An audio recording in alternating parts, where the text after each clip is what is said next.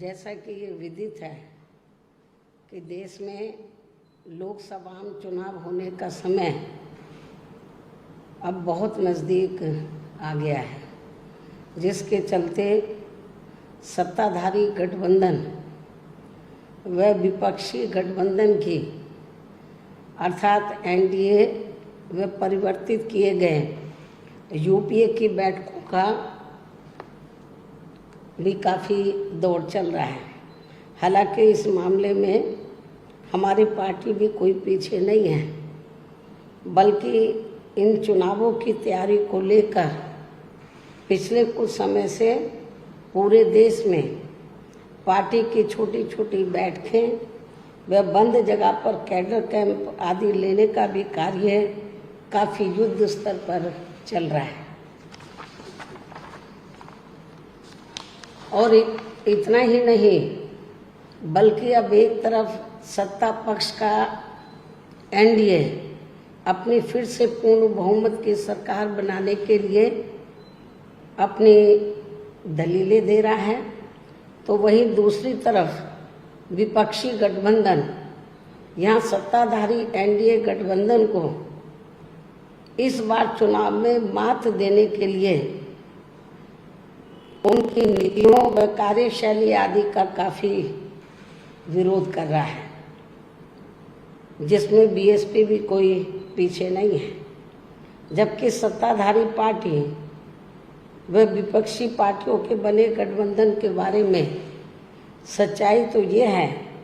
कि यहाँ वर्तमान में विपक्षी गठबंधन के प्रमुख दल कांग्रेस पार्टी ने आज़ादी के बाद शुरू में केंद्र व अधिकांश राज्यों में भी अपने लंबे अरसे तक रहे शासनकाल के दौरान अपनी हीन व जातिवादी एवं पूंजीवादी मानसिकता को त्याग कर यदि देश व आम जनहित में तथा कमजोर वर्गों के हितों में भी पूरी ईमानदारी से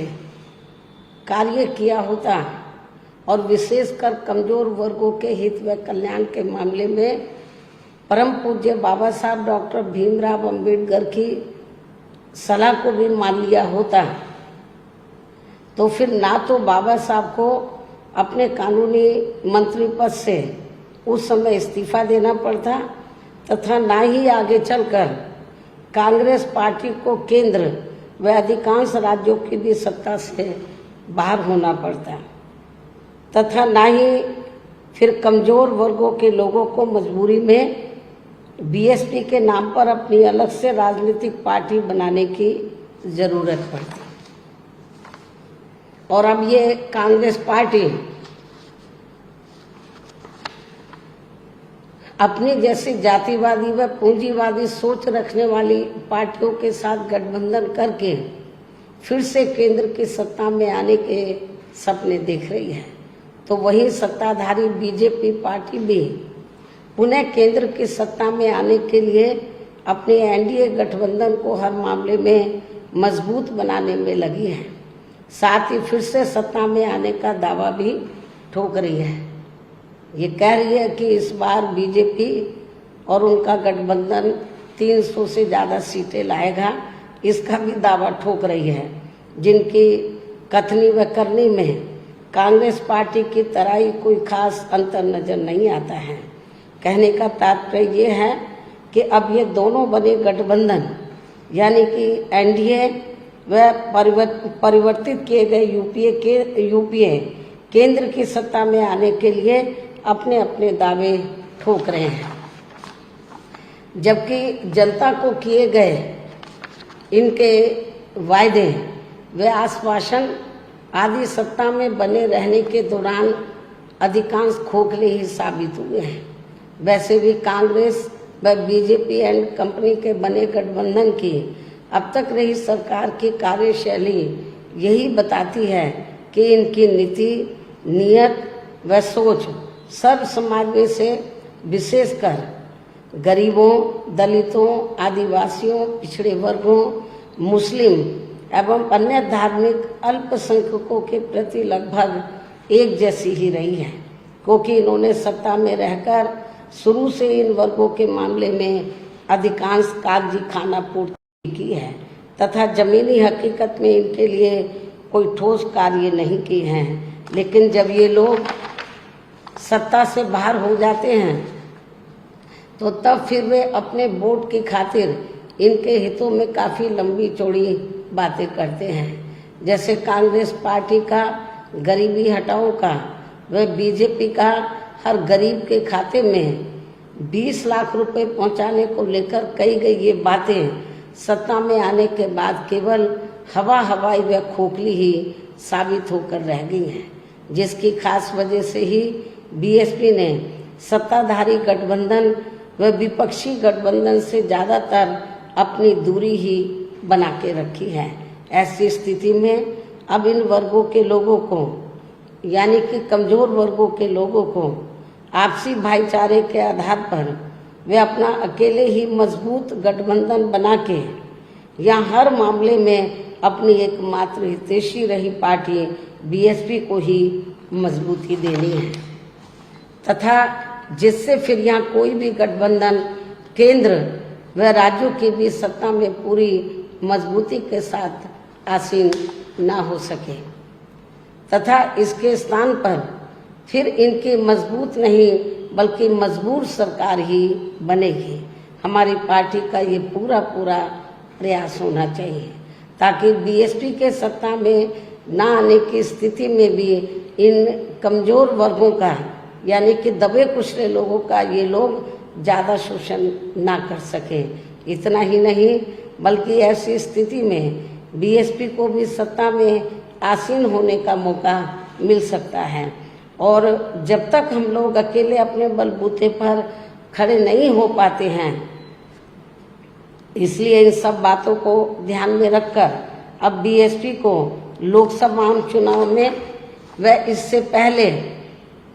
राजस्थान, मध्य प्रदेश, छत्तीसगढ़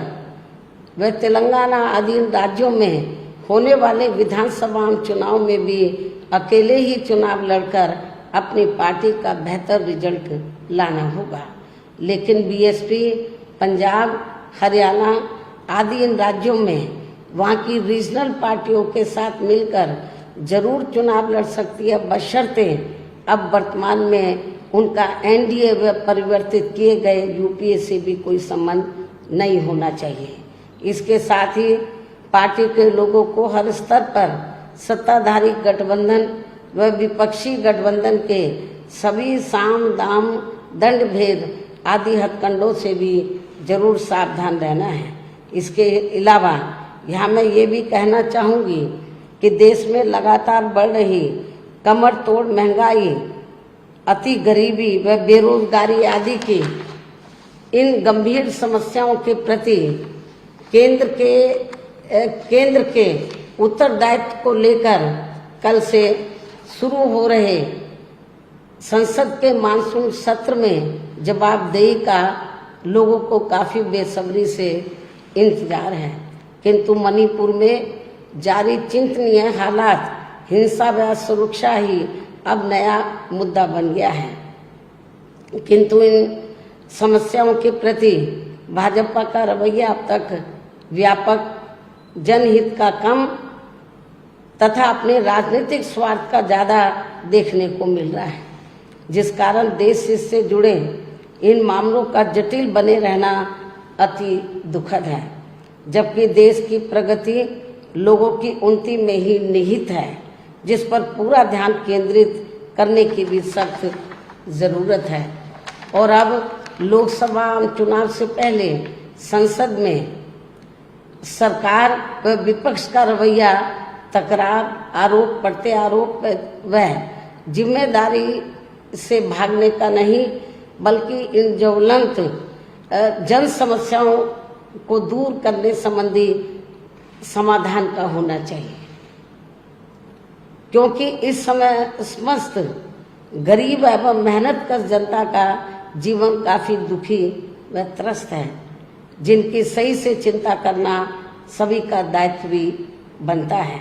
अंत में अब मैं अपनी बात यहीं समाप्त करती हूँ। धन्यवाद। जय भीम व जय भारत।